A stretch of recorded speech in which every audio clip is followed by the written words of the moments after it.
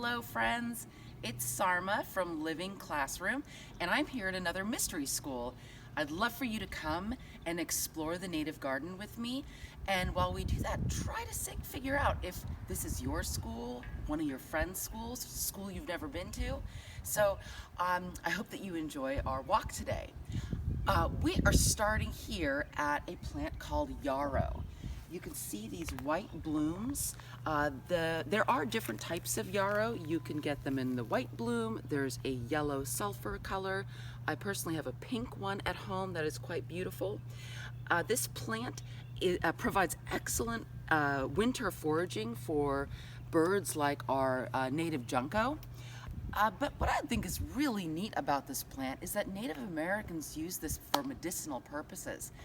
They use it all the way from a cold or a flu to a sprained wrist or a cut on their hand. So there's quite a lot of medicinal purposes for this plant.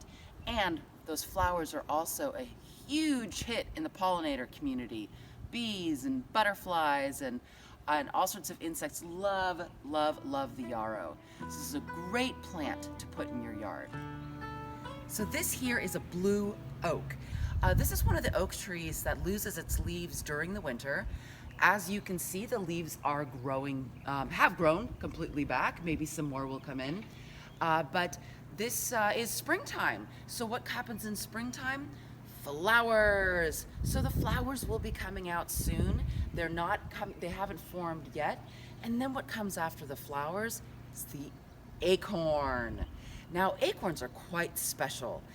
Acorns, not only do they provide food for mammals and insects in this area, but they are the staple food for the Native American diet. And now, I was saying, this is an oak that loses its leaves in the winter. There are oaks that don't lose their leaves. There's a lot of different types of oaks in this area, and they each have different types of acorns. If you remember in 4th grade, or if you get to look forward to 4th grade, you get to crack open some acorns, and you can see that when you crack open different types of acorns, the amount of what's inside that's edible changes and varies. So Native Americans know which ones are their favorites to gather. Once they're dried in the granary, then they will process it into a flour, and with that flour we can make pancakes and porridges and other types of foods where you would use a flour. So this is a lovely tree, and I look forward to those acorns coming in and falling. And here's a trick: they fall in the fall. So when school starts back up in the fall, there will be acorns on the ground that you can collect. This here is the California buckeye. The California buckeye is actually something called summer deciduous, and that means that it loses its leaves not in the fall, but in the summer. So if you see it in the summer and you don't see any leaves on it, that's okay. It's totally healthy. That's normal. And you can see these beautiful flowers that attract several different types of butterflies for a source of food, including some caterpillars. Now, once these flowers have been pollinated, the fruit that comes afterward, it is actually a funny shape. It looks sort of like a light bulb, and so the nickname of this tree is actually the light bulb tree. All right, this guy is a California buckwheat, and these here are the flowers that are drying out right now. They're kind of drying out right now, but boy, are they popular. This plant is so popular among pollinators. We've got the green hair-streaked butterfly that pollinates here. Also, some of the seeds that will be eaten by small mammals and other insects.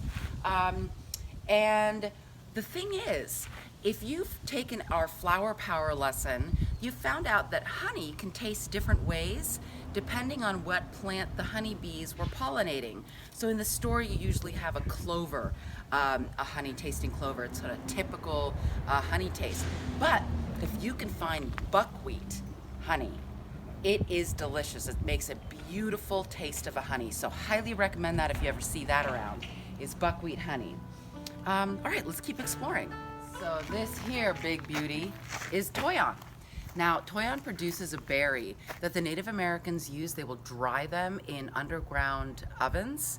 And that dried berry they can then use to make jellies. Or what do you need to put jelly on? Pancakes or porridge. This tree is also used for making dye. You can use to also make some tea. This is a nice, big, beautiful one at this school. Now, I want to show you another plant. It's called the manzanita. Does anybody there know what manzanita means in Spanish? Think about it while we walk over and see if you can figure it out. Manzanita, manzanita. All right, here we are at the manzanita, and I want to show you these little berries here that it's got. Did these remind you of anything? Of any fruit that you might eat, but just in mini version?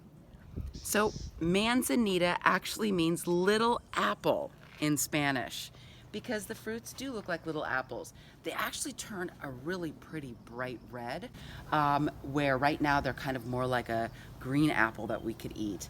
And I think it's really nice to take a look at its bark.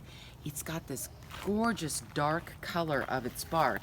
And if you touch the tree itself, the bark is actually quite cool, similar to the refrigerator tree that you might have gone seen hiking. They're actually related to each other. All right, let's keep going. For those of you that go to this school, and actually for those of you that don't go to the school but has this plant at their school, you might think it looks a little funny right now. This is deer grass. Deer grass is usually, when you see it at your schools, it has this kind of coloring to it. This here is the flower stalk. These here are some of the grasses. But these guys got haircuts. Have you guys gotten a haircut lately? But these guys got to get haircuts. And as you can see, as they are regrowing, they're a beautiful green color. Now, Native Americans in California use this plant to make baskets. And the baskets they make are amazing. And this is one of the many plants that they use. Somebody else really likes this plant, and that's lizards.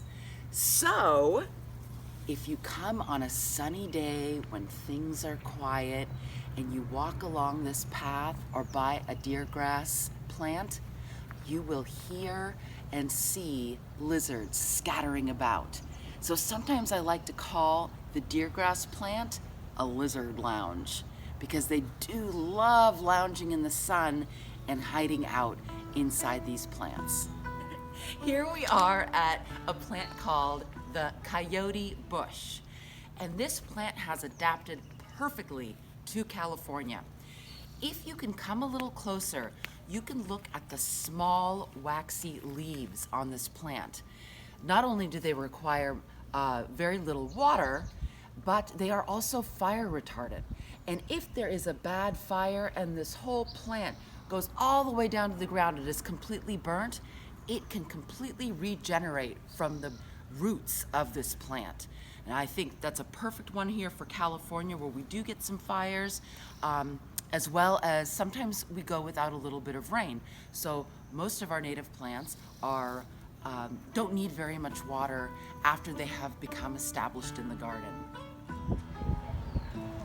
All right, as you might have figured out what school we are at, especially if you go to this school, we are at Almond. Go Almond Eagles.